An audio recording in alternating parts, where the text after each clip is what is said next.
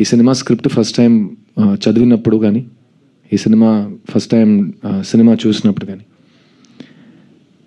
నాకు త్వరగా వెళ్ళి మా నాన్నని పట్టుకుని అలా టైట్గా హగ్ చేద్దామని ఒక మూడ్ వచ్చింది. అండ్ కోఇన్సిడెంట్లీ నేను కాపీ చూసినప్పుడు నేను మా నాన్న ఈ సినిమా కలిసి చూసాం.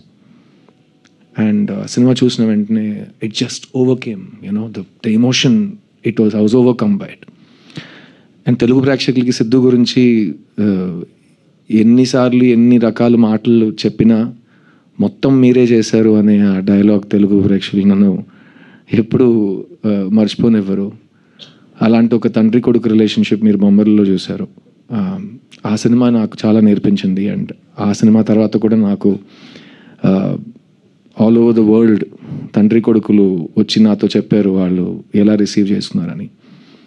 సో అలాంటి ఒక సినిమా తర్వాత మళ్ళీ ఒక తండ్రి కొడుకు రిలేషన్షిప్ని ఎక్స్ప్లోర్ చేయటం, అందులో ఇంత డైమెన్షన్స్తో ఒక రైటర్ మీకు ఒక సినిమా ఇస్తే నాకు అనిపించింది మీకు డెఫినెట్గా ఈ సినిమా తర్వాత అనిపిస్తుంది.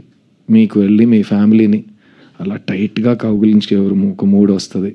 సో సింపుల్ సజెషన్ నేను ఇస్తాను, వాళ్ళని కూడా తీసుకుని థియేటర్కి వెళ్ళిపోండి. ఎందుకంటే వెళ్ళి హగ్ చేయడానికి మరీ ఎక్కువ కమ్యూట్ చేయక్కర్లేదు, పక్కనే ఉంటారు.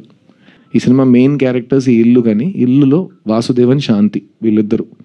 So Sarath sir and Devyani ma'am ఈ సినిమాలో రావటం నాకైతే లైఫ్లో నేను మర్చిపోలేని ఒక అదృష్టం కలిగినట్టు ఒక ఫీలింగ్. ఎందుకంటే ఇది నా 40th ఫిల్మ్.